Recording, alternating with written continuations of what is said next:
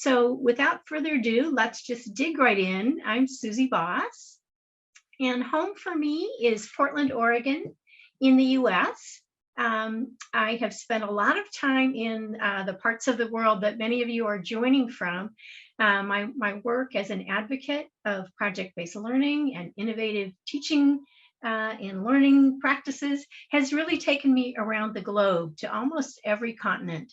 I've spent a lot of time in the last decade in India. I know we have one or two folks joining us here from India today.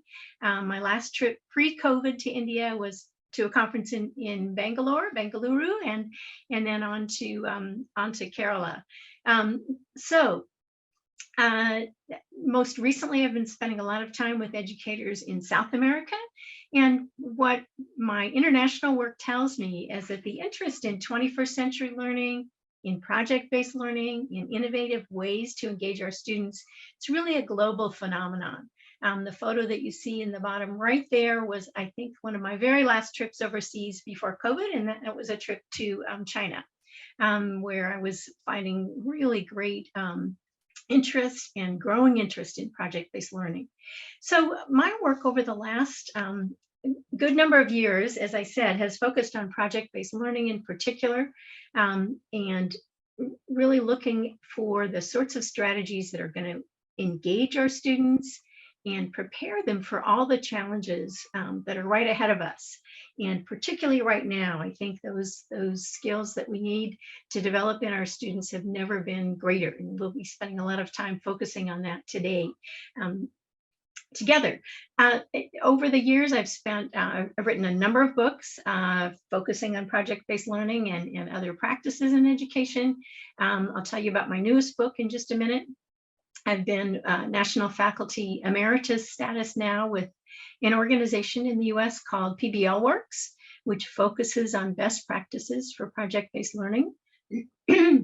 And I've also been a contributor for many years to Edutopia, which many of you may be familiar with. It's the publishing arm of the George Lucas Foundation, and really brings to life with teacher stories and videos and blogs and other content what innovative education looks like today. So if you don't know Edutopia, it's a great resource to get a glimpse into innovative teaching practices in classrooms. So let's dig into today's topic a little bit.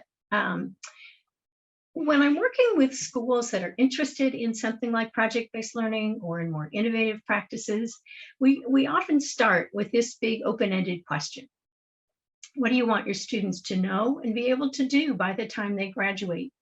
And in school communities I've worked with in all different contexts all around the globe, the answers are often very similar. The answers that you see on the board here, you see teachers writing, are consistent in almost every country, every community that I visit. We know that we need our students to be collaborative, creative, globally connected, confident.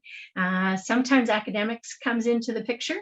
I have to say it doesn't always come up early on in these conversations. Sometimes it takes a little prompting and teachers will say, oh yeah, well, of course, students need to know things too. Content is still important.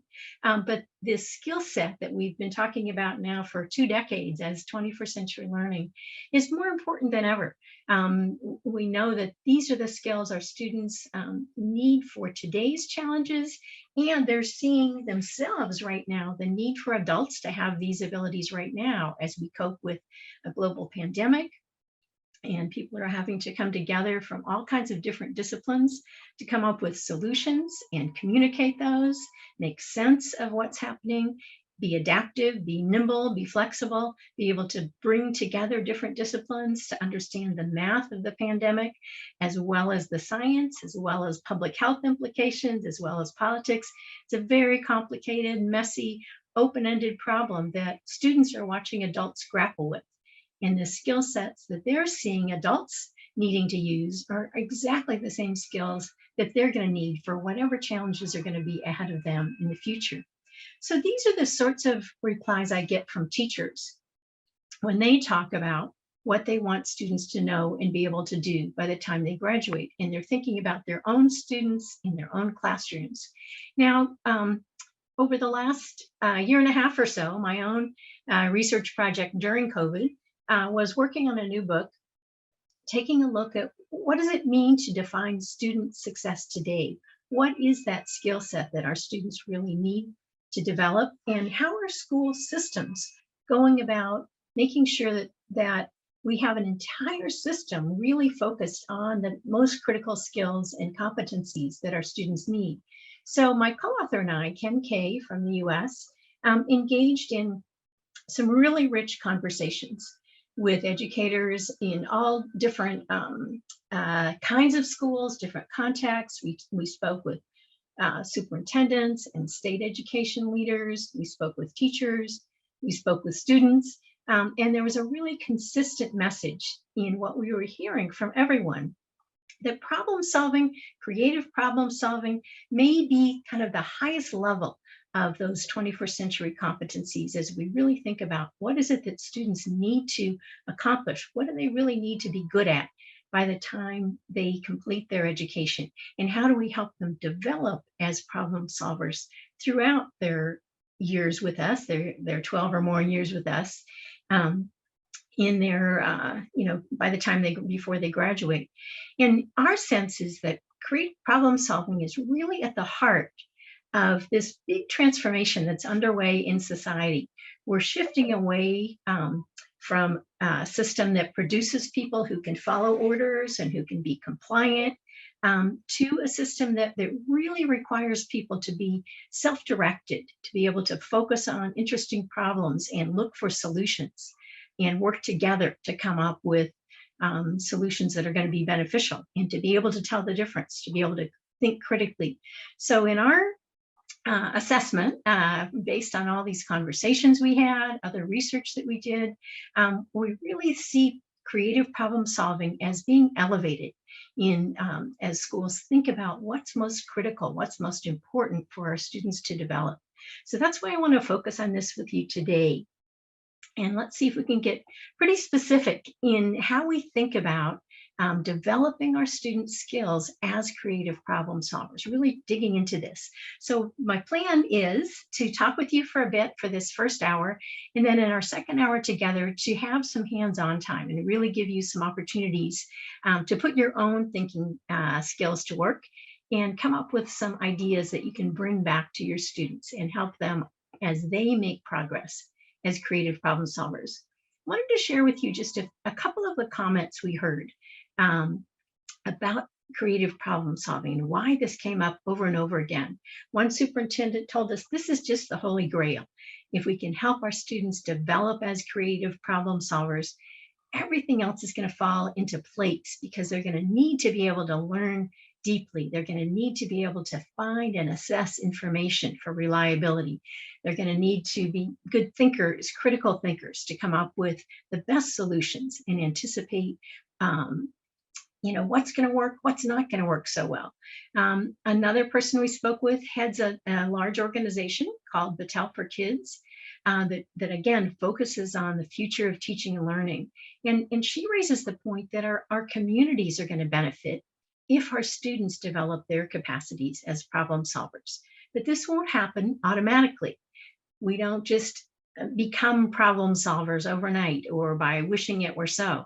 We have to, as educators, prepare students, teach them some skills and competencies around problem solving.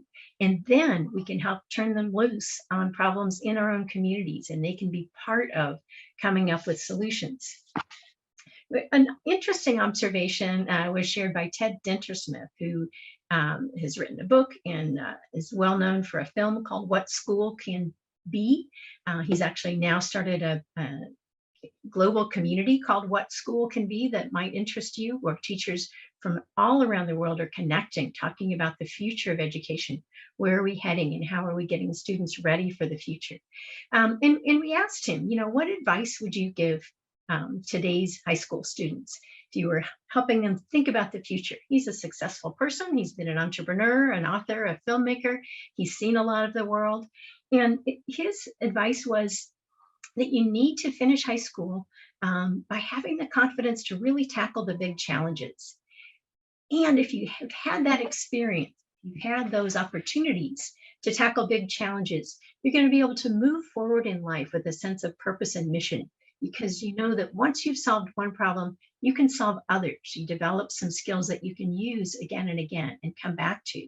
And it takes that creative confidence to be able to tackle the big challenges. So that's his advice for students, to have those experiences while you're still in your years before college, before careers, to begin to see yourself as a creative and confident problem solver. You see some folks are still joining us, so I'm going to just continue along. I'm going to welcome you all in here. Please join us and continue using the chat to say hello to each other. And in fact, let's use the chat right now. And what I'd like you to do in the chat is share an example of a real world problem, an authentic problem that your students have tackled as part of their education. What's something that they've done, perhaps with your help, your support, your facilitation, that's helped them begin to see themselves as creative, confident, successful problem solvers. So open your chat window if you don't have it open yet. I'm going to just be quiet for a moment and give you the opportunity to share some insights from your own schools and your own students. What sorts of problems have they tackled? Oh, boy, COVID. Lubna, I see your comment about doing experiments from home during lockdown. I've talked with a lot of science teachers who are trying to continue giving students these opportunities to have lab experiences. And in some cases, students are having to invent their own lab experiences from home. So that's certainly involving some creativity, right? Making meals matter. I'm really curious about that. What that's all about. Perhaps you can tell us a little bit more about that in the chat as well. And Lubna, I appreciate your comment there that Sorry, Suzie. No need to stop. Go ahead.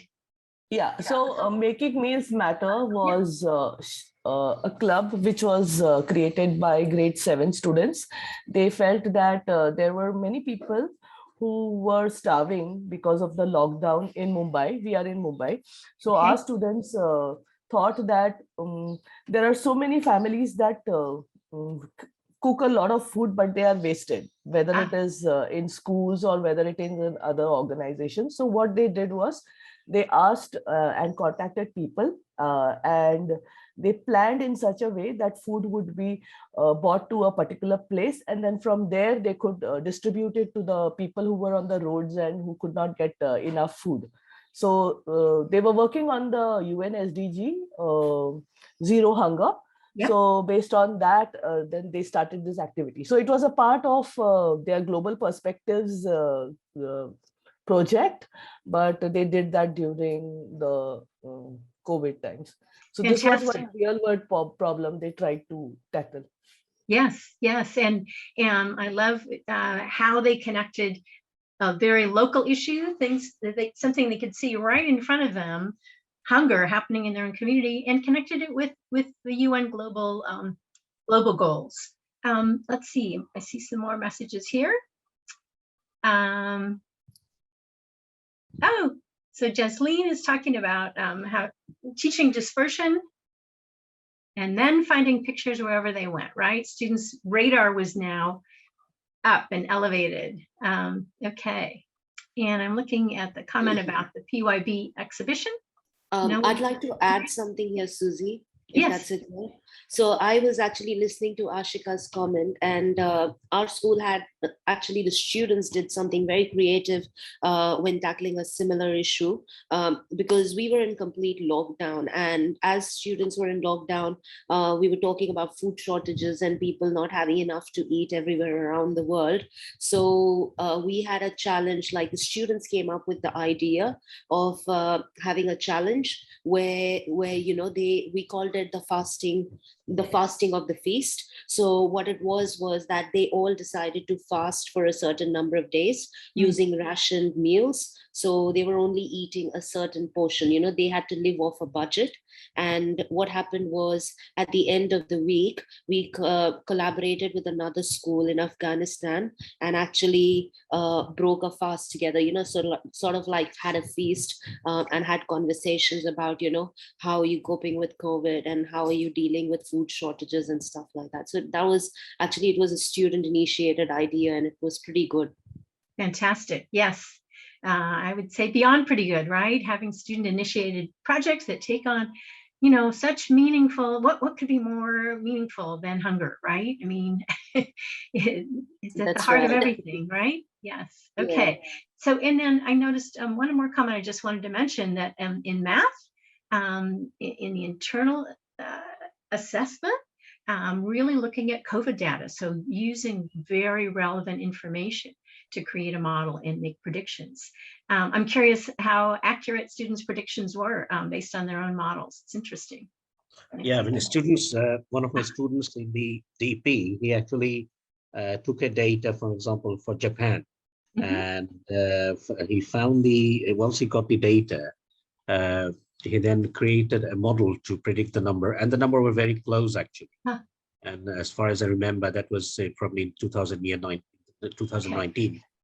He found some values that was actually very close, and he got a good mark. So I would say that is a real life problem that he was interested, and he found he came up with the model that's really I realized it was good. Yes, Yeah. Fantastic. And I mean, if you're a math teacher during COVID and not using COVID data, boy, you're just really missing an opportunity, right? I mean, it's I've never seen the news is just full of data day after day. So students who wonder, when is math useful in the world? Boy, they're seeing it. They're seeing it now for sure. So thank you for these comments. I appreciate these examples. Clearly, your students have shown that they care about certain things, and it sounds like you're helping them find their way to solutions. And in that process, a lot of learning is happening. That's what we want to be happening all the time to help our students progress as problem solvers and become more aware of their own capacity, as problem solvers. But sometimes things get in the way. When I talk with teachers about designing projects really focused on real world problems, these are some of the concerns that I hear from teachers. They're concerned about their curriculum, their content. How will we ever cover this if we get involved in interesting problems that our students bring up? That's a concern. There are concerns about the scope of problems. What if they're too big or too complex for students to tackle? Concerns about time. How much time will this take? Will it get us, kind of off track with our scope and sequence? Concerns about assessing the learning. How are we going to know what to assess if students are coming up with original problems? And sometimes teachers worry about a lack of expertise, that what if students bring up a problem that is not their area of expertise, or they don't have the resources to support what students need to know. So those are some of the things that can get in the way of problem solving as part and core to learning. What I want to do is share just a little short clip of a video. This is one of the video interviews that we conducted during our book research. And on the screen in a minute, you're going to see my colleague Ken Kay and myself interviewing a teacher and a principal. And they're sharing with us an example of a really nice problem that students tackled, nice in terms of a relevant problem. The problem itself wasn't nice. It was that a lake in their community had become very polluted, so polluted that it was dangerous for humans and animals to be around. And this had been a favorite gathering place, this lake. So students were really upset at not having access to the lake, not being able to use it for recreation, not being able to take their dogs for walks there because it might become dangerous. And as you listen, this became an interesting project. While you're listening to this, keep in mind these concerns that can get in the way of problem solving. And after we listen to the video, let's talk just a little bit about how did this teacher and this principal work together to overcome these concerns and really enable students to learn deeply by putting problem solving right at the heart of learning. So it's a 6th grade teacher and her principal that you'll see on the screen here. And the project they tackled really fits under this umbrella of a citizen science project. Students were in the role of being citizen scientists in their own communities, working alongside professional scientists to solve a problem. So be thinking about what students and teachers gained from the experience, and be thinking about how they overcame these concerns that we sometimes hear that can get in the way, can be barriers to putting problem solving at the heart of curriculum. We're going to listen to about 5 minutes of the video, and I hope the sound is going to be good for you. So, Alicia, actually, for me, one of the highlights of the book is the story about the Lake Arbor project that you all did in your district. Would you tell us a little bit about it? First, how did it get started? And then what do you consider to be sort of the highlights of the project? Sure. So I had a kid come up to me, a 6th grader, come up to me and say, "Hey, Miss Asmus, there's a problem at Lake Arbor. And there's signs all over the place saying that you can't go in, that there's this deadly algae that could be there. And I want to know, I live right there. I want to know how to fix it." And he and his dad is a teacher too. And so they had brainstormed over the summer, because he asked that question to his dad over the summer, about how we could potentially make this into a 6th grade science project. And so I got together with him and his dad, because they both talked about it. And then we kind of came up with this plan about how could we make this, all of our 6th graders involved, to try and solve the problem of this deadly algae at Lake Arbor. And we also had some students who saved a dog from going in Lake Arbor, and they were on the news for that because this dog came in and the owners of the dog didn't know, and these students came and said, "Hey, we got to be careful." So it was already kind of in our school that this was a problem. And so then we decided that we should kind of get some background about Lake Arbor. So we did some research on it. I met with some scientists that I was able to get in contact with, and the water department and the city water people, about what they thought was going on, so that I could present the right things to the students. And then we went on a field trip to Lake Arbor to kind of figure out what was going on with the ecosystem there. We took water samples to test the amount of phosphorus, nitrogen in the water, to see if those were possible chemicals that could be causing the growth of the algae. And then the students tested them in the classroom, and they found that there was too much phosphorus in the lake, which then can lead to algae growth and depleted oxygen levels and fish kills. So they learned all about eutrophication and all of that process. And then we eventually came up with a plan on how to solve the Lake Arbor project. I presented to the students different ways that I had talked about with the scientists about how they could potentially solve those problems, and the kids came to one conclusion that they thought would be the best. And we put that all into a big presentation that we presented in front of the Arvada City Council, which is really, really cool. Fantastic. One clarification though, you said 6th graders, but you actually approached 2 other science teachers in the 6th grade, and all of you did this. So Yeah. I don't think from listening to your story, people will understand how many students did you have doing this testing? We did the entire 6th grade. So yeah, because I got all of the 6th grade teachers, which was very easy. They were ready to roll with it, right on board. So it was the entire 6th grade. So how many students? 250 students. Wow. All converged on the lake and did all of this research in different classrooms and worked together. The scale of the project is really impressive. So Brenda, as you reflect back on the project and having it happen in your entire 6th grade, what's most memorable to you about the impact of this project? I think when I talk to the students that were involved, they talk about, maybe in not so many words, but they talk about the ownership of the learning. It was their idea. It was their solution. They are the ones that did the research. So there was a lot of ownership and a lot of pride too. I think students often think, oh, I'm not important, or I don't have an impact. And the fact that our kids were working side by side with scientists to collect data and actually presenting the data to the scientists, they were doing the work, I think was really important. And then the experience too, the kids that went to city council and actually, you know, before COVID, we probably could have walked away with about $20,000 for our own Lake Arbor mitigation. And then they had even talked about, well, could we scale this so that we can do it for the entire city and not just our one little lake? And I think there's a lot of pride that the students have. I mean, parents have pride, great, that's awesome. But we really want the kids to be like, I made a big impact, because that will help them later in life to know that, when I was 12, I did something really exciting to help my environment. Okay, let's pause there. This is just, one little short bit of what was a lengthy interview with these teachers. And I want to see some of your comments. Take a minute to look at your comments. So thinking out of the box, I'm curious kind of what else is coming up for you when you think about what did students take away from this project experience? What did teachers take away from it? Yep, you're noticing the social side, the collaboration side, teamwork, of course, it's a big problem that they tackled.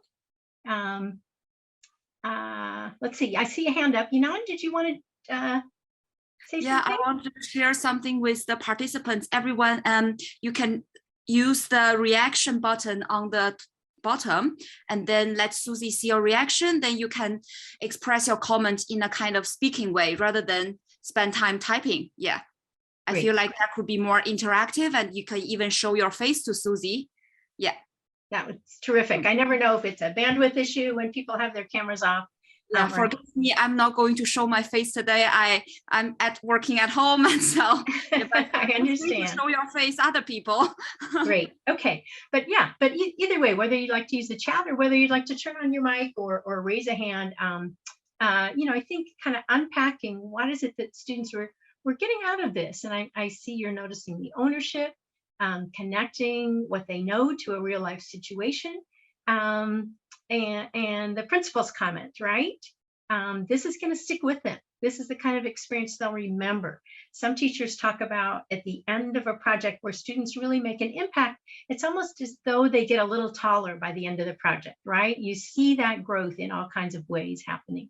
And of course, it's connected to the real world. This is a real world issue that these students care deeply about. So I wanted to share some of my thoughts on, going back to some of those concerns teachers sometimes raise about why we can't do problem solving all the time, or why there's no room or time, or where will it fit in the curriculum. There are several things we can learn from this example. So let me just share that with you. So there we go. So you noticed, I'm sure, that this project started with a student's question. But it didn't end there. It wasn't as though the teacher said, oh, that's a great problem. Go figure that out. Go solve that. No, this teacher then put in the time to design a project that really connected with the learning goals. I thought it was interesting that she brought her entire 6th grade team. So 3 teachers came together and realized, we can really have a powerhouse project by working together. So there was teacher collaboration, a lot of connection and alignment with the learning goals, both in science and in language arts, because they did a lot of writing, informational writing, and presenting to others. So there was a lot of communication involved here. So both language arts and science goals that the teachers artfully designed into this interesting question that a student came up with. Lots of guidance along the way, a lot of scaffolding and structure. As I said a minute ago, the teacher didn't just say, great, go solve the problem. Good idea. There's guidance all along the way and really good structures to help students move from this interesting question. We've noticed something we don't like about our favorite lake. What can we do about it? So there's a great compelling question, but then it took a lot of teacher guidance, scaffolding, structure, resources, bringing in outside experts to support them. The teacher herself didn't feel like she had to know everything because she knew she could help connect her students with experts. So the Community Water Bureau became partners with the students. They worked alongside each other to take water samples and analyze the data. A couple other key things that these sorts of projects really bring to light for me. We heard the principal talk about impact, and some of you mentioned that in the chat as well. But when students know that their work really matters, that it has an impact, it really deepens their sense of who they are as individuals. It builds that creative confidence that I'm someone who can solve a big problem. I can get others to work together with me. You heard how this project, if COVID hadn't gotten in the way, might have grown even larger and become a citywide effort, because students, once they realized what the cause of their lake pollution was, then they worked on solutions, and that involved community education to keep pollutants upstream out of the watershed and preventing things from getting in the water. So it involved changing some habits that people had around using herbicides and pesticides and fertilizers, keeping things out of the water system. There's one more point I wanted to share with you, and this is something that we really focused on a lot, and that's the idea of what my co-author and I call a green light culture. You heard the principal in this short interview being very enthusiastic for the challenging work that her teachers undertook with their entire 6th grade class, right? 200 and some students, 250 students, 3 teachers working together. How did they know that they could tackle such a big problem, such a big project? How did they know that there would be time and access to resources?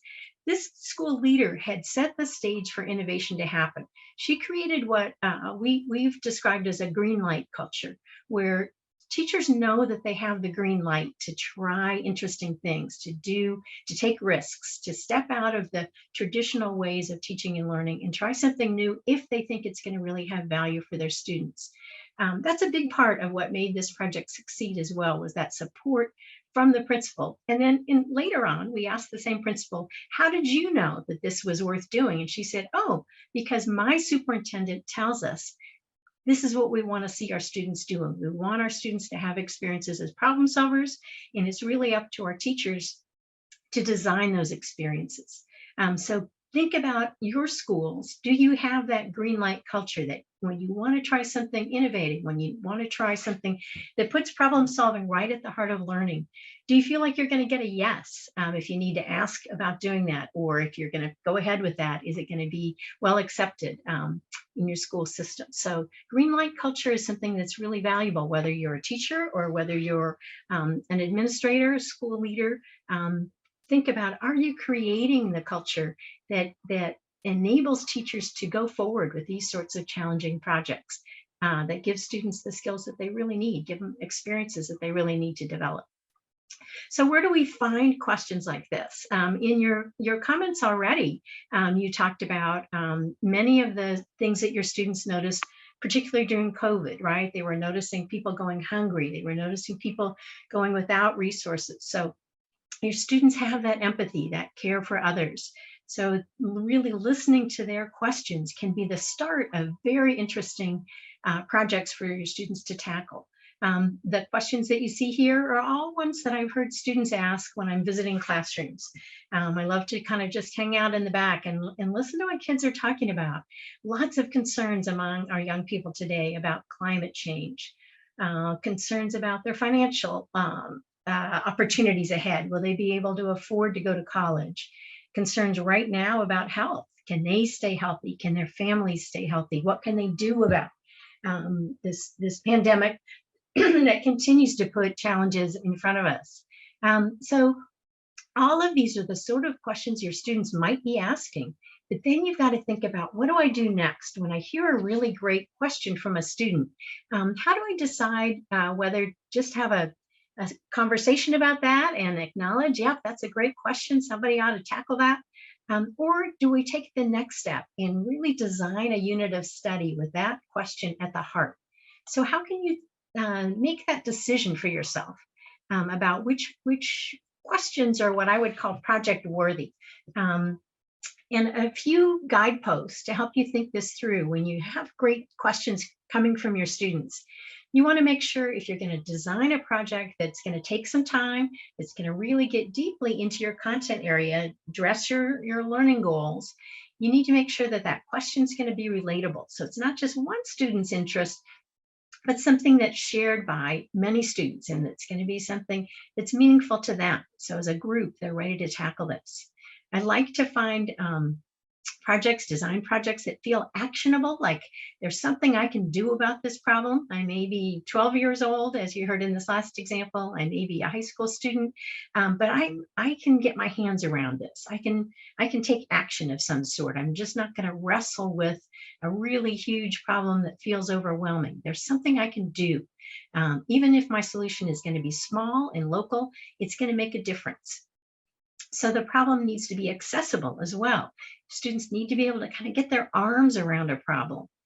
Sometimes students care about things deeply that are happening really far away or beyond their experiences. They're just not quite equipped yet to tackle them.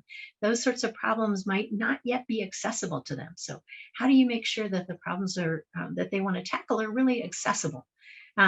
I like to think about problems being big enough to matter, but small enough to tackle.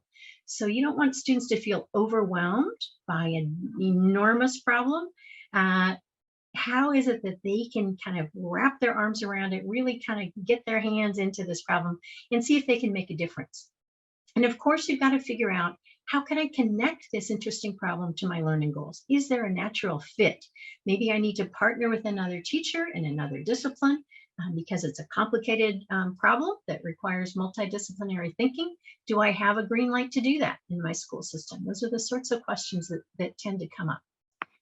So those are just a few things to think about as you go from interesting student questions to deciding whether to go forward, turning that into a unit of study, a project that students are going to tackle.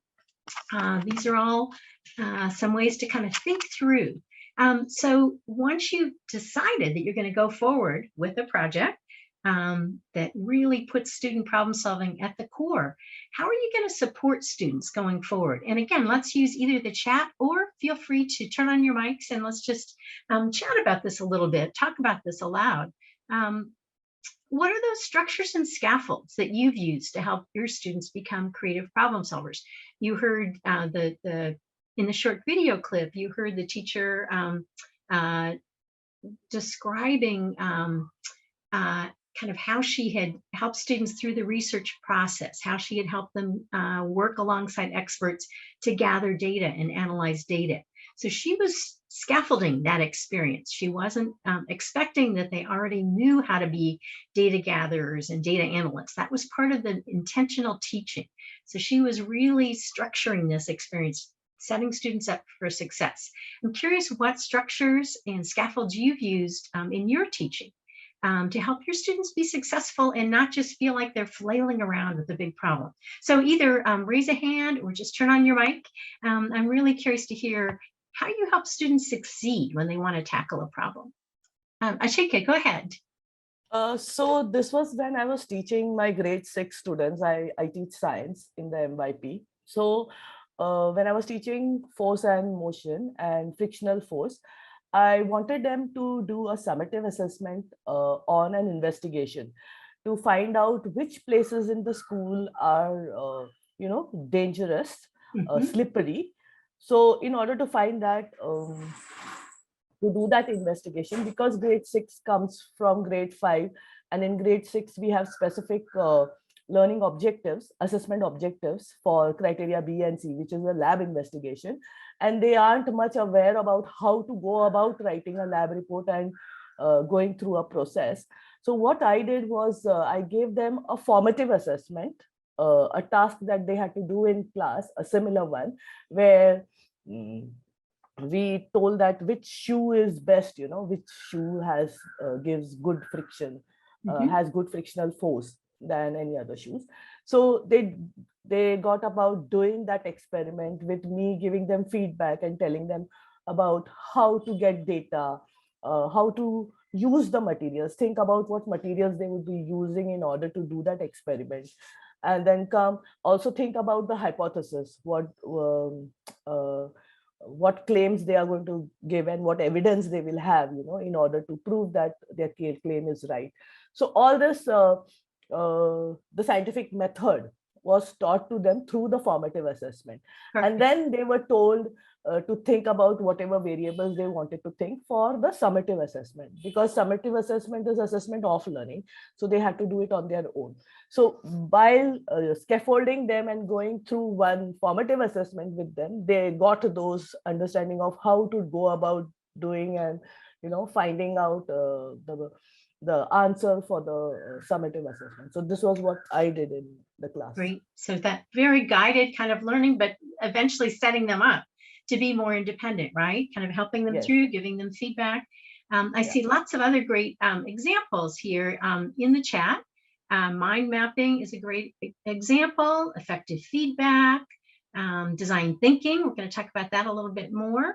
There was another hand up. Who else? I can't see all of your faces. I know there was one more hand up. So if you wanted to add a comment, just turn on your mic and go ahead and if you have a hand up, go ahead and turn on your mic. It's just fine. Maybe not. Okay, but I see, again, lots and lots of ideas here for scaffolding and structuring the learning experience. It's idea walls, solution walls, raft planners, you know, all of these. Lubna, you've got something to say. Go ahead and join us. Yes, hi. I just thought, like, you know, I'll share the ideas and solution wall that I put up.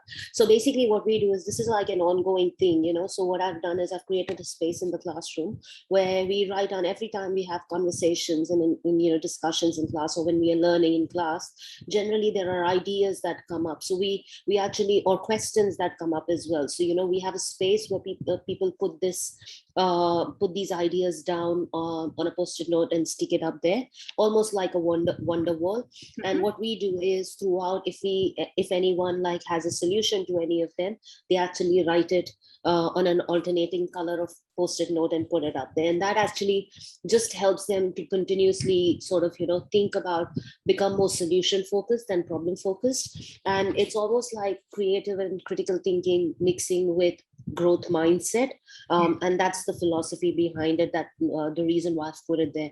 And students seem to enjoy it, you know, like, because they're constantly engaging with the space in the classroom then, and I think yeah, that's my reason for doing it.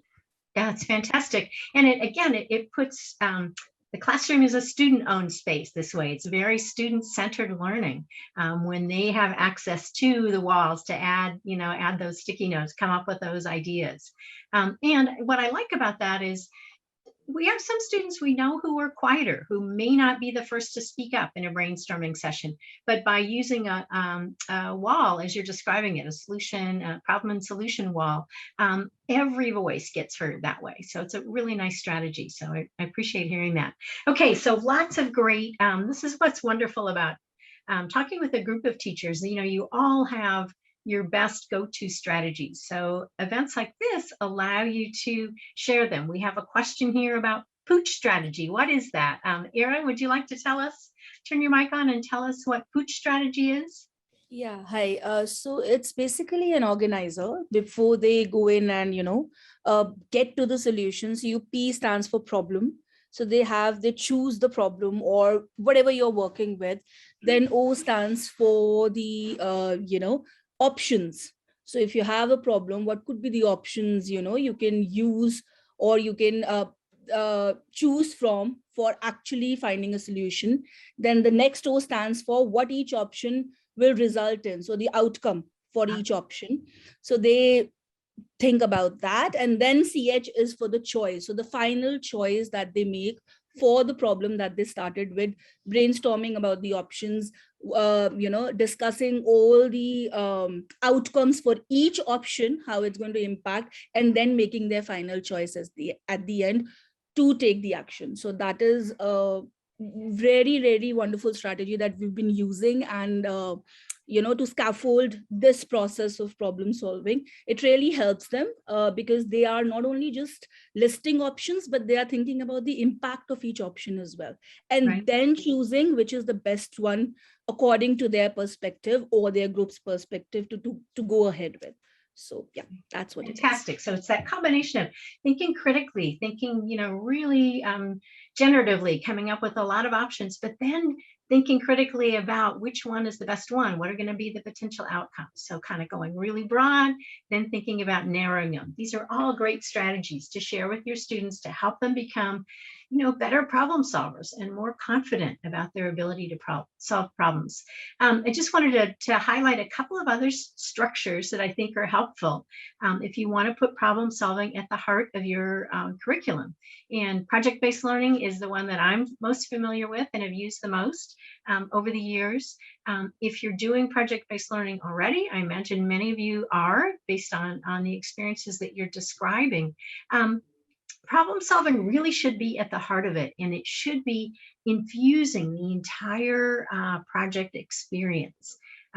So starting with that challenging problem or question that really connects with something students are going to care about, and then giving them those inquiry opportunities to dig into that, to make sure that it's an authentic way of both approaching the problem and thinking about possible solutions.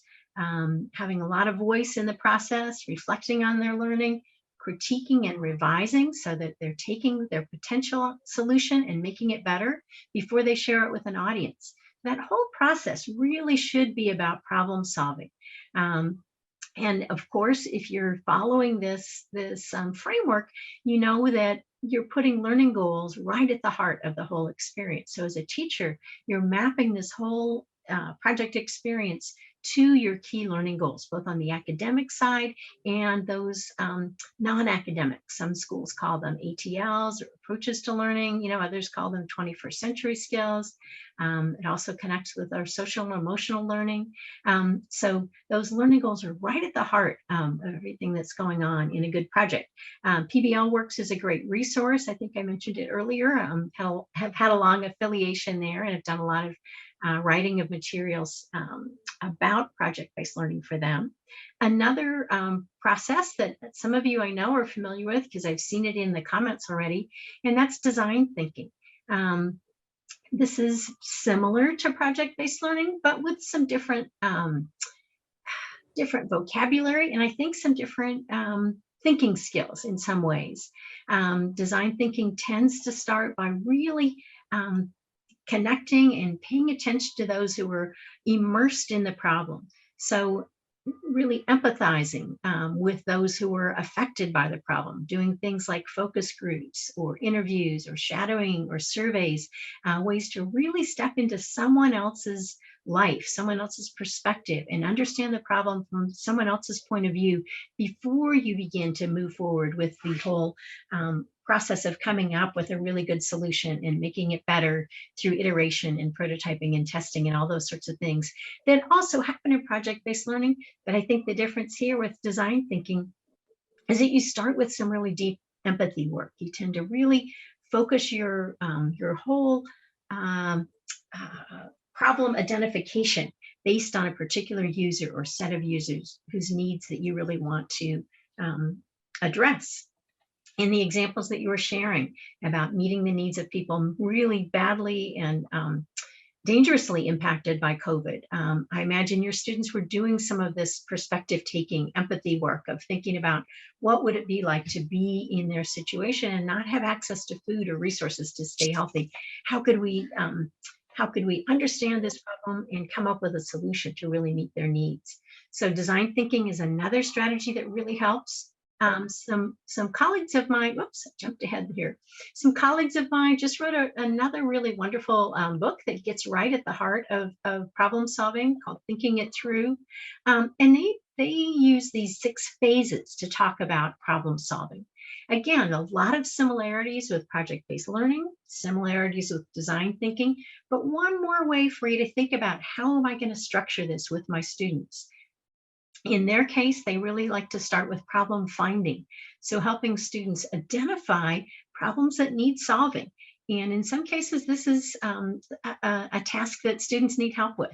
They are not used to being asked to find problems to solve. They're used to the teachers giving them problems to solve and assignments to work on, right? So students who haven't had opportunities before to identify problems they really care about and want to tackle and dig into might need some help with the problem finding. How do we decide which problems are worth tackling?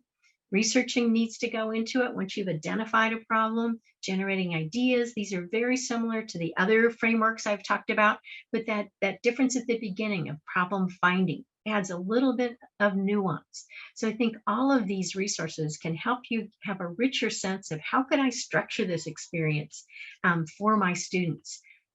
I think any of the frameworks that you're using to design experiences for your students, a couple of things are going to be helpful to keep in mind.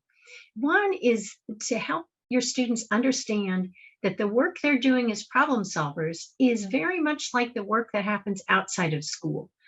So the process that they're using to solve the problem is going to be similar to the processes that experts use in all kinds of problem solving situations outside of school. So I've heard a couple of you talk already, and we have some science teachers in the room and a math teacher.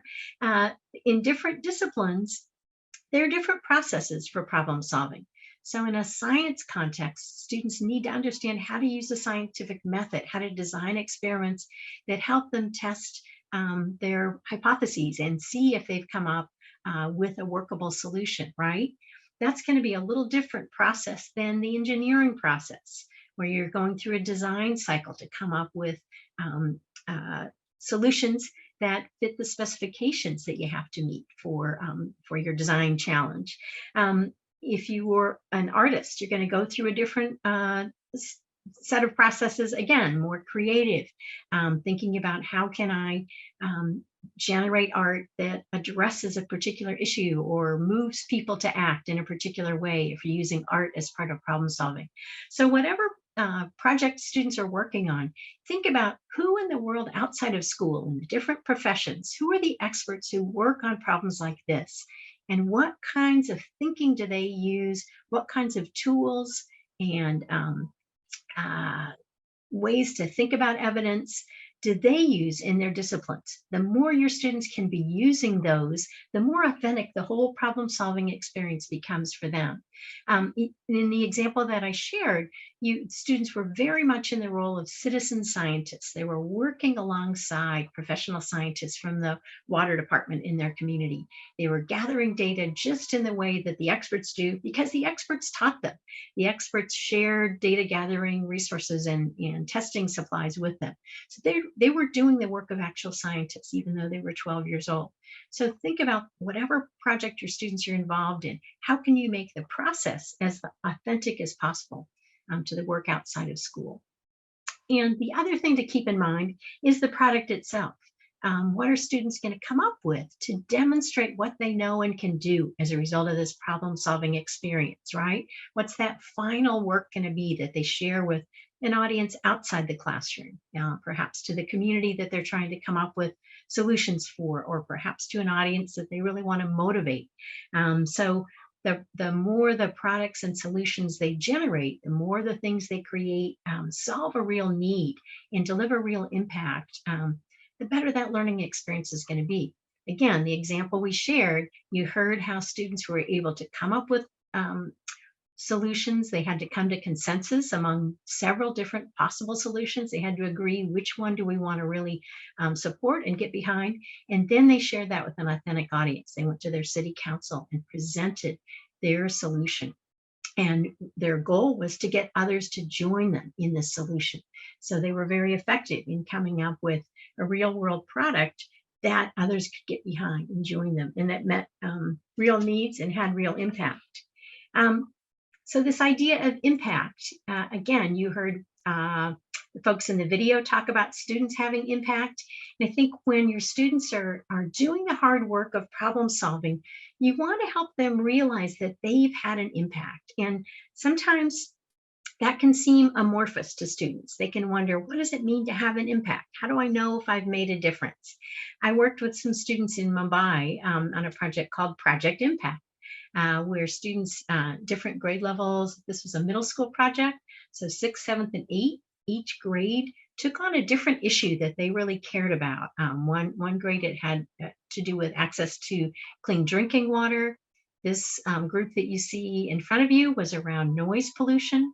And another one was involved in traffic. These are all, having spent a lot of time in Mumbai, I know these are all very authentic problems that students were concerned about. And we designed the project so that students would realize once they'd investigated the problem and come up with some solutions, they wanted to make sure they had made a difference. And so we talked through some different ways that they could have impact. I helped them think about raising awareness, getting others to understand the problem as well as you do. That's one way to have an impact. Another way is advocacy. That means getting others to be convinced of your solution. It might be convincing city council, like you heard about the other students doing, or your school board to adopt a new policy, or to advocate for some sort of change that they think is really important. And sometimes it means taking action. Really, literally getting your hands messy, coming up with some of the examples you've already shared around food issues and hunger issues, really being part of the solution yourself, and you hope getting others to join you in taking action. But these 3 A's, awareness, advocacy, and action, they tend to be things that students can really grasp. They can really understand, here's what I want to do by the end of this project that I've researched and investigated, a problem I really care about. I want to know that I've made others aware, or I want to know that we can take action and make a difference. So these 3 A's can be helpful. They're a different way to think about, where does a project end? Does it end with getting the work done, or does it end with really making a difference and having an impact? This idea of impact is really important. A principal I talked with was her students had just been involved in a big project where they really did have an impact. They got to work with a company to help develop some products that would appeal to students their own age. So they really were involved in marketing research and development of new products. And for these students, she felt like they got to see their idea get all the way to the finish line. And it was such a difference from things that stayed in the theoretical, where students investigated, well, you might do this, or you might do this, or maybe we could do that sometime in the future. But instead, being able to take an idea all the way to implementation is something that doesn't always happen for students. But when it does, they get that sense that I've made a difference. I've done something, I've contributed to something, and I can see the change that's happened. So before we shift over to some hands-on activities, I wanted to share with you just kind of 3 challenges that I like to put forward to students when I encourage them to be creative problem solvers. And they're very simple. The first one is to care. You have to care about the problem that you want to solve. If you're going to really invest the mental energy and the emotional energy, problem solving is not easy. So how are you going to help your students find things that they really care about and identify what they really care about? This is where student voice really comes to the fore, making sure they've got opportunities and avenues to really share the things that they care about. Once they care about something, are they going to dare to make a difference? Problem solving means coming up with a solution that nobody else has come up with before, because the problem still persists, right? So they have to take a risk. They have to step out beyond what's already known and see if they can come up with a new solution, a different way to solve a problem. That takes courage. And so thinking of how can you support your students in developing that courage to be creative thinkers who will take risks and try some different ways to come up with problem solving. And then finally, they need to share. When they come up with a really worthy solution, they need to get others on board. That means they need to develop those communication skills that help use their passion to convince others to join them in working toward the actions that they want to see more of in the world and the solutions that they want to see more of in the world. So the final just reflection that I would love to hear from you today is just, I'm curious how your students might fill in the blank here. How would they answer this? If you ask them to tweet out or post on social media, I want to be the one who does what in the world. These students had just been through an experience where they had to come up with an idea for a new business, presented in a kind of a Shark Tank entrepreneurship experience and a business course. And they came up with an idea that they thought would really benefit their communities, and they just got some seed funding for their ideas. So they are acting as social entrepreneurs in their community. So they want to be the ones who, make a better future, use entrepreneurship for good. I'm curious, how would your students reply? What do they want to be the ones?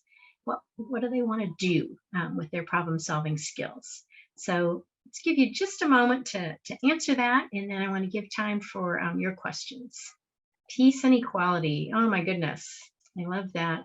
Zero hunger, another beautiful goal. Oh, these are lovely. Feel valued. And imagine if students see in their day-to-day learning the opportunities to work toward these beautiful goals, how engaging school is going to be for them, right? I'll give you just another moment to see if anyone else wants to add. Happy and resilient, make people appreciate themselves. A COVID-free world, boy, we can all get on board with that, can't we? These are wonderful, just lovely. So I'm going to just leave this and see if others want to add. And while we're waiting to see if more responses are added, let's just see if you have any questions for now before we do some hands-on activities around problem solving. Just raise a hand or turn on your mic if you want to ask a question, or you can also ask a question in the chat. I'll wait just a minute longer. Wait time is always hard, isn't it? Lupin is asking, how often do you embed a problem-solving activity in your classes? And I'm wondering if this is a question for everyone else. I'm not currently in the classroom, but when most of my work in classrooms is working with teachers, and I encourage problem-solving in every project that teachers design. I just feel like it needs to be at the heart of project-based learning. So I would really encourage problem-solving across the curriculum. But I'm curious how others would respond to this. It often means turning an assignment into a challenge, turning an assignment into something that's going to require originality. Yeah, I agree. Should be regular culture.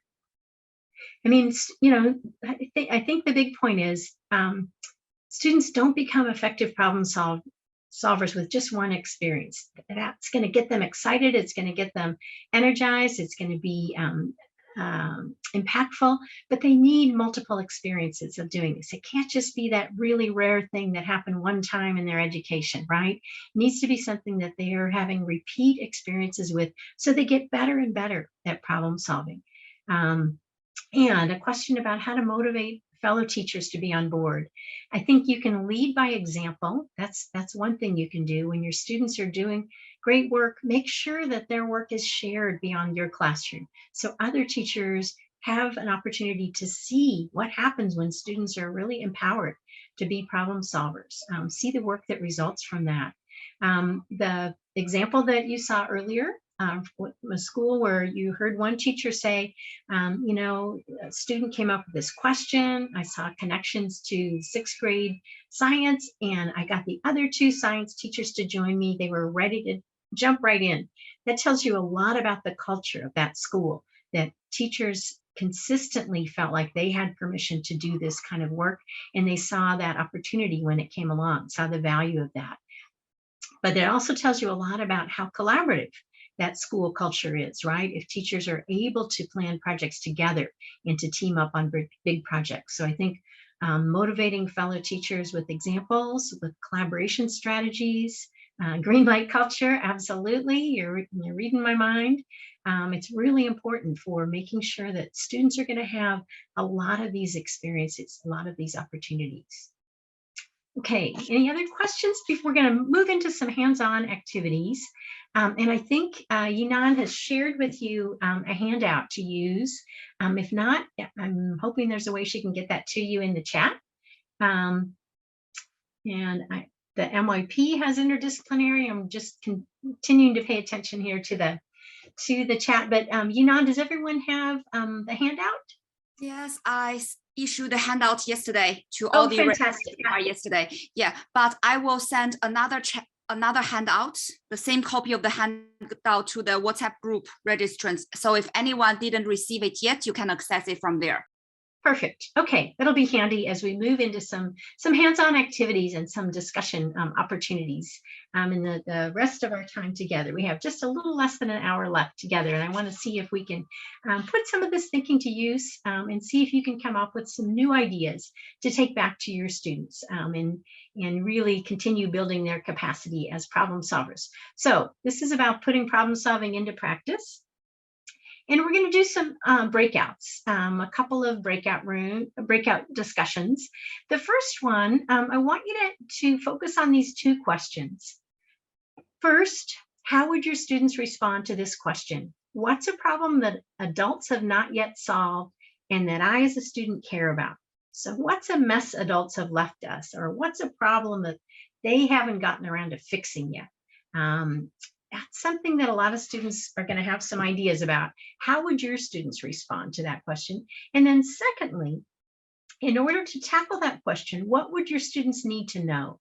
This is going to help you start to think about how could their concerns really fit into my curriculum and my content areas. So we're going to put you into breakout groups of 4, and let's see, we've got 17 in the group. So Yinan, can you put us into breakouts? Is that something you can do for us? Oh yes, how many breakout rooms do you want? Let's see, why don't we do 4 breakout rooms, and I'm not going to join one. I'm going to be here in the main room. So I actually, what I'd like to be able to do is to jump into all of them and listen a little bit, if that's okay. Yeah, no problem. Okay. I'll build 4 discussion rooms, and Great. you will be able to select which rooms you join. Okay, guys? Okay, great. Thanks so much. And these will just be random assignments. Yeah. Great. Okay. Yep. And you'll have 10 minutes once you get into your breakouts, get acquainted, say hello to each other, and then focus on these 2 questions. Okay. Looks like everyone's back. I hope you had good conversations. I jumped into a couple of the discussions just to be a fly on the wall and hear what your concerns were. I heard some groups talking about concerns around water usage, others around pressure that students feel around exams.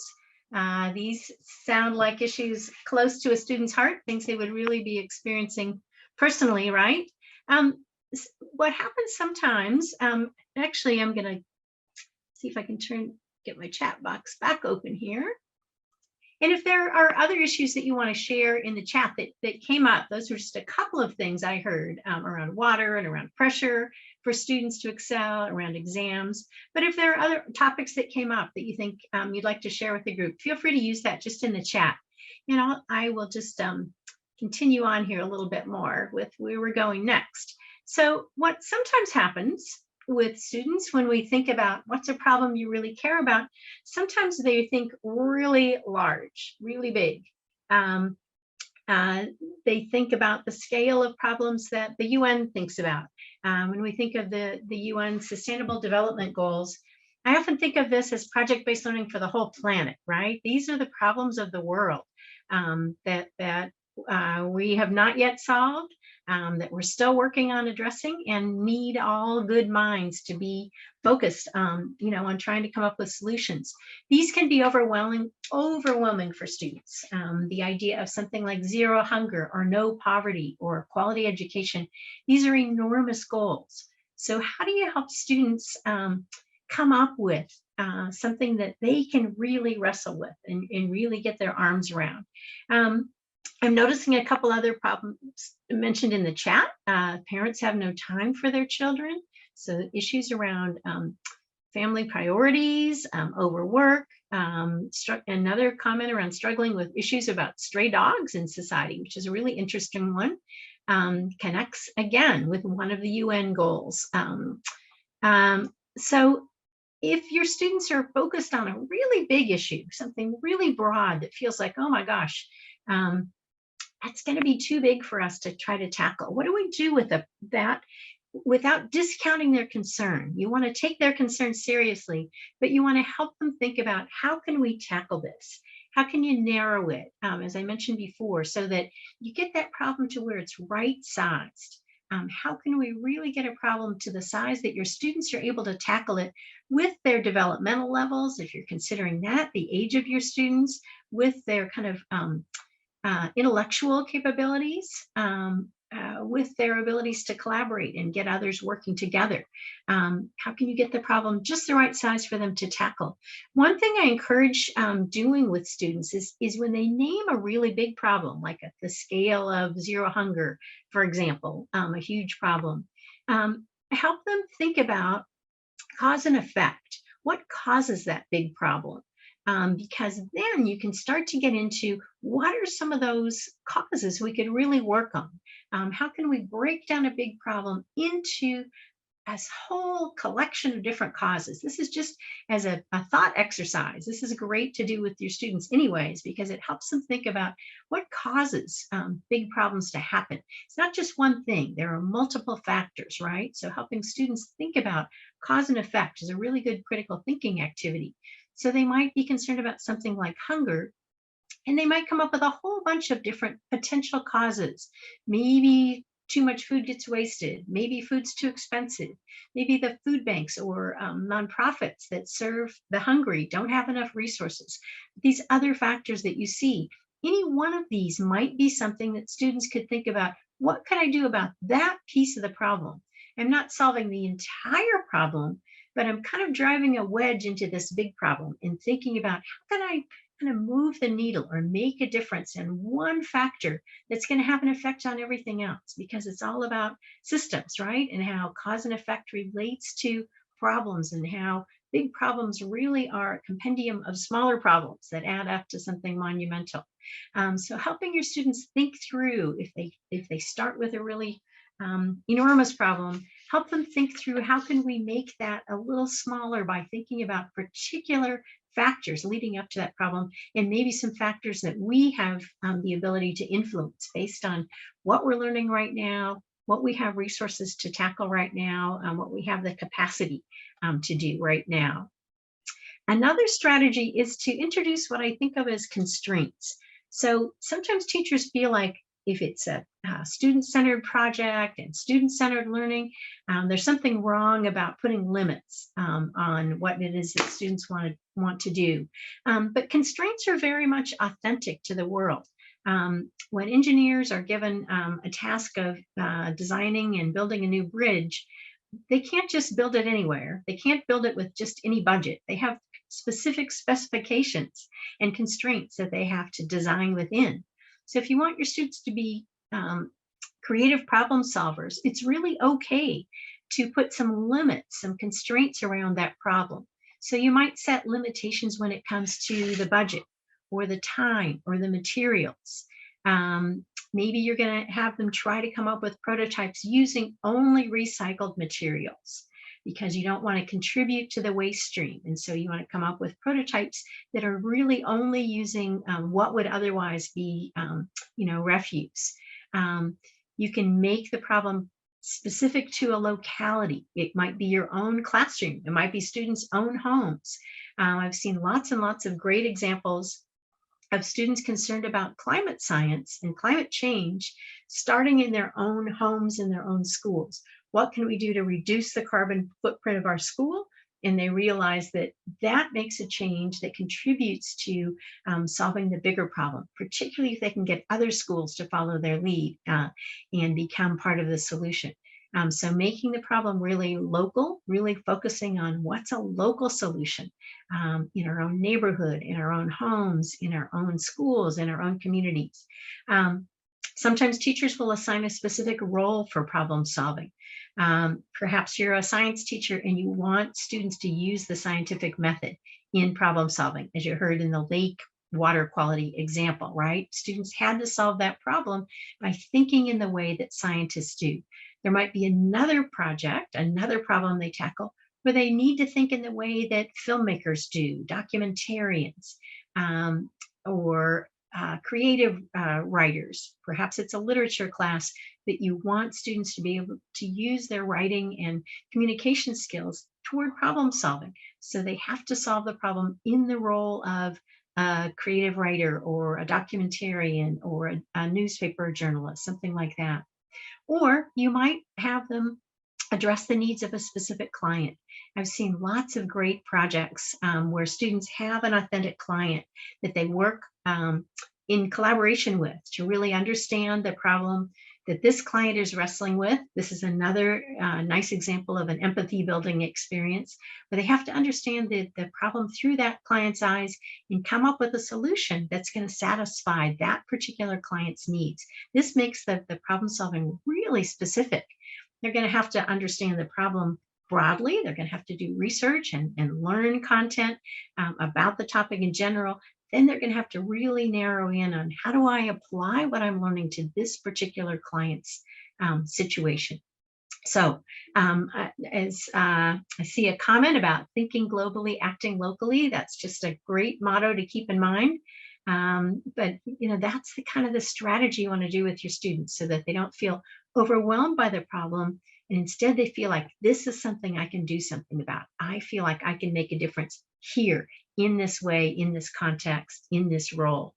I want to take just a moment. Let's go into breakouts one more time. This time I'll just maybe assign them at random. So we get into breakouts a little more quickly. What I want you to do this time is you'll be meeting with a different group. We'll just do this totally by random this time. And, let's mention the problems you talked about in your first round. What were those problems your students cared about? Can you rephrase that problem as a question? Is it a question that's open-ended, a good driving question with many possible solutions, not just one answer that they're going to look up or you'll tell them and then they'll repeat back to you, but a question that could be answered in multiple different ways, and they're going to have to come up with the best possible solution. Is it a question that calls for action or impact of some sort? And does it include some constraints that keep it small enough for them to tackle? So your question might be, how can we solve XYZ problem for a particular neighborhood or for a particular client or on a certain budget? So let's just take maybe 5 minutes this time around. I'm being mindful of the time here and see that our time together is racing right along. So I'm going to put you into breakout rooms at random, and I will broadcast this information for you again. It's also on the handout that you should have for today. And once you're in your breakouts, again, refresh each other's thinking about the problems your students care about, and then see if you can rephrase that problem as a question with these features. And I will send this information out to you again once you get in your breakouts. So let me send you into breakouts. Okay, so I think you're all back from the breakouts. Again, this is kind of moving toward questioning, reframing a problem as a question is really a good way to get started with project design, because you're challenging yourself to think about, can I make this an open-ended problem? Can we phrase it in a way that there could be many different ways students could come up with solutions? We're not looking for just one right answer, but we want to see them really be creative and generative and think about what's the best possible solution we can come up with. Okay, so, oh, I see everybody's now back from breakout. So wonderful. All right. So in our little bit of time left, I was just saying, I hope this process of causing yourself to think about the problem as a question. How do we reframe a problem? So it's not just I care about this or I'm worried about that, but how do we make it into a problem that is really going to be worth solving and that will get students to not only apply their problem-solving strategies, but learn deeply along the way. Because of course we all have our content that we are concerned about. So I wanted to share just a couple strategies with you before we move into one last bit of reflection together. And I think a conversation we can just all have together. And that is, once you're off and running with an interesting problem and you've set the stage with the structure for students to be conducting their investigation or coming up with their solution, prototyping products, whatever the structure is that you've chosen for problem solving, you need to think about, how can I help my students continue learning and continue building their confidence as problem solvers throughout this process?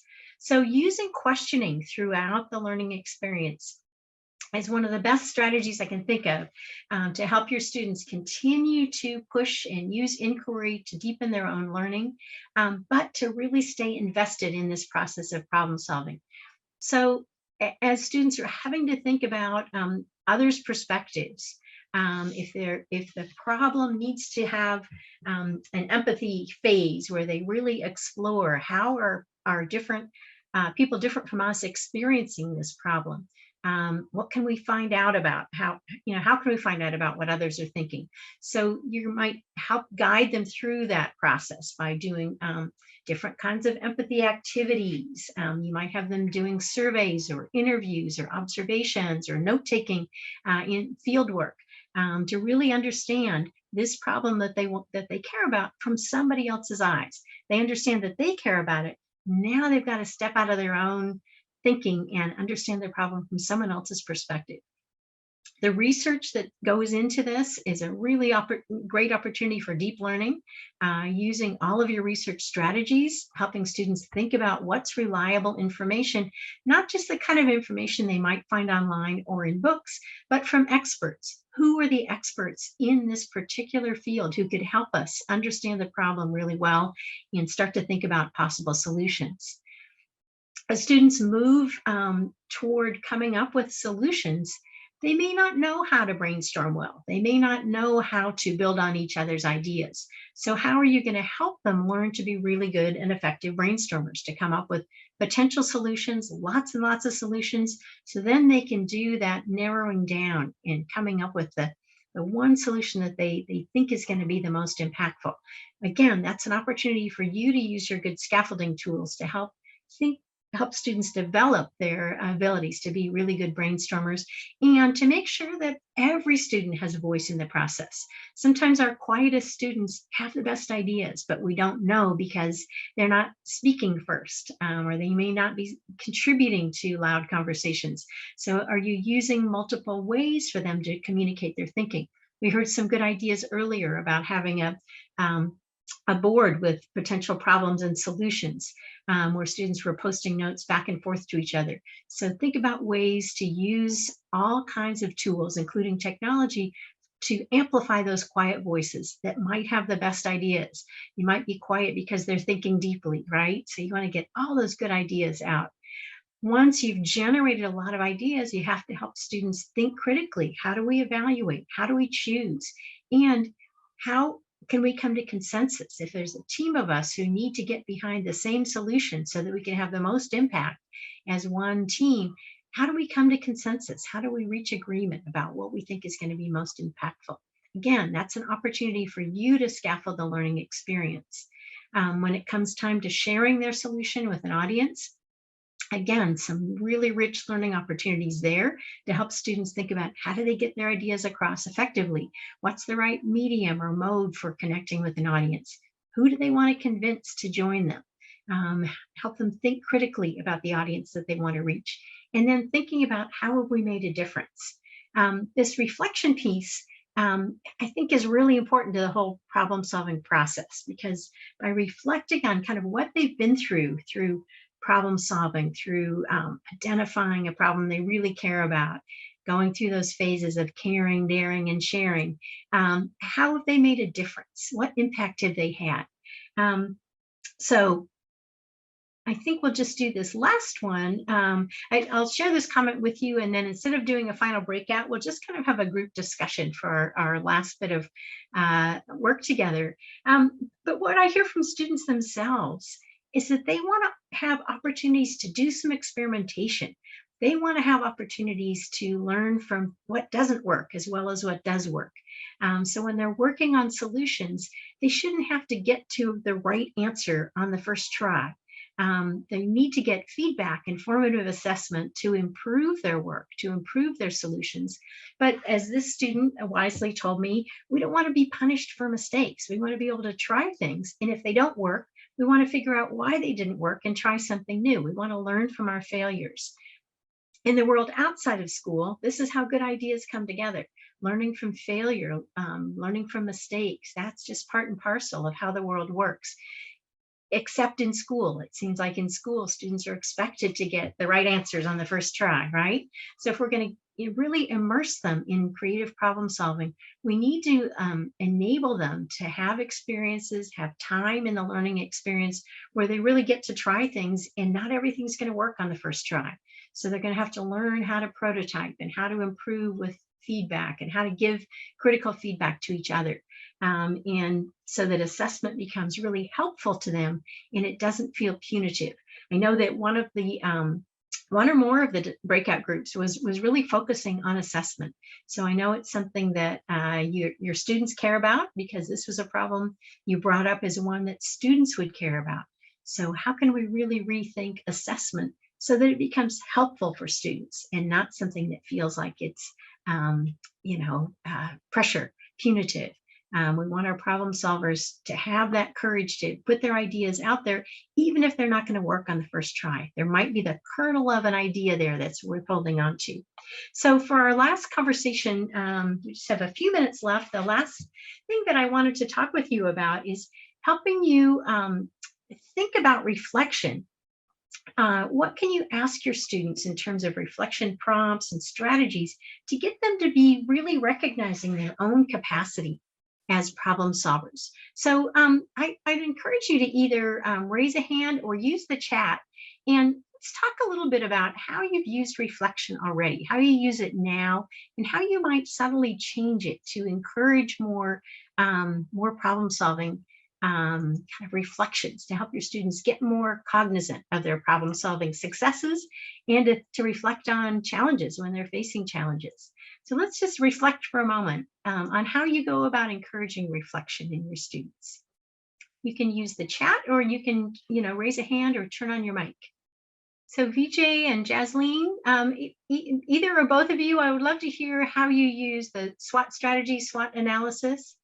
For those who Hi, ma'am. Yes, Vijay, go ahead. A SWOT is where student realizes his or her strength, and then it's not basically a weaknesses, but it is you can say that the areas where they really need to make it strong, and then the threat, what they fear, or what are the what you can say the challenges, what they will be facing, and then they try to bring in the mechanism or the solution either by discussion or self-reflection.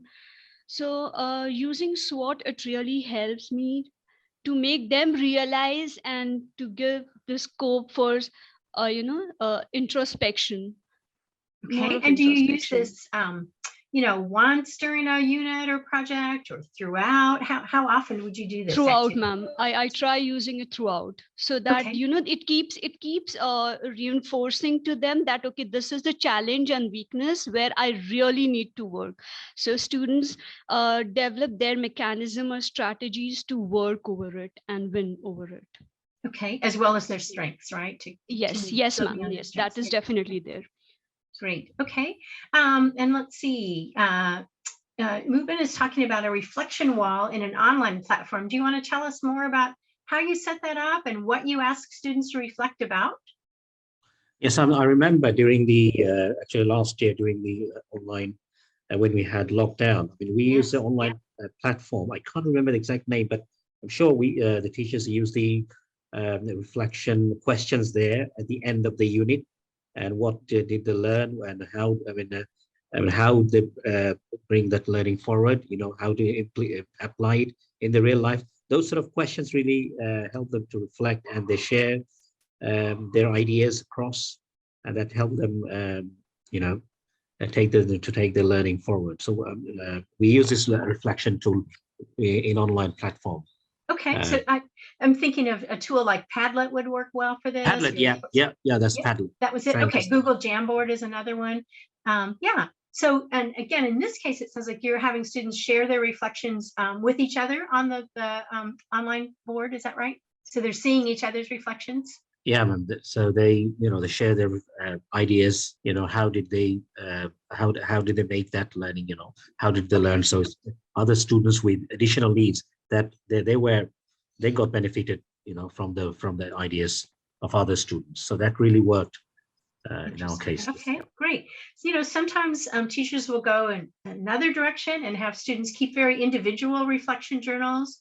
They might be something that they keep in a notebook, or a blog, for example, that they share just with the teacher to really think about just reflecting on their own growth, their own challenges.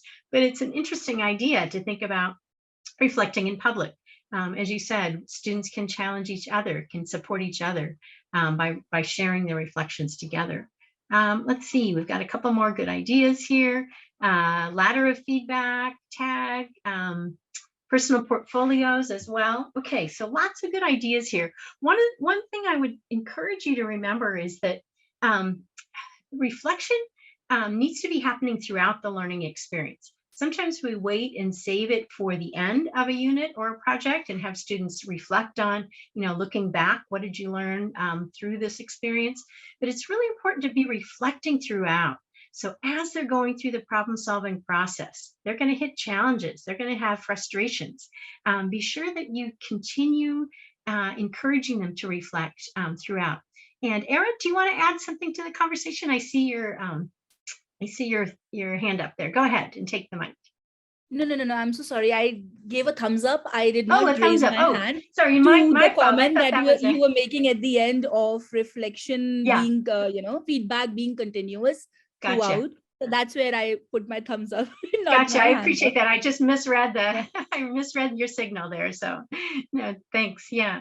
And I think the other thing we want to do, in addition to reflecting throughout, is you want to be creative in how you go about asking students to reflect.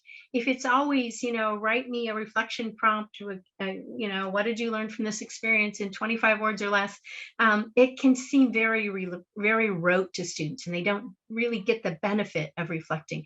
You want them to, make it a little bit more creative. You might do it sometimes by having them, share a recording, make a podcast for you where they share their reflection. You could do it through interviews or having peers interview each other. Notes at the end of the day, exit slips, things like that can be useful, but you, again, want to kind of keep mixing it up so it doesn't feel like it's just the same old thing and students are going through the motion. You want them to really pause and think about their own learning experience and how they're growing and being challenged by this. That's what's going to really make the learning stick. So my final question for you is kind of, what are your next steps as you reflect to help your students become more creative problem solvers? And again, the chat is open. Open mics are just fine. I'm just curious kind of what you're going to take away from today to help your students be creative problem solvers throughout their learning with you. Anyone feel like sharing a next step? Just turn your mic on. You don't need to wait. Ma'am. Yes, go ahead. I have a small thought.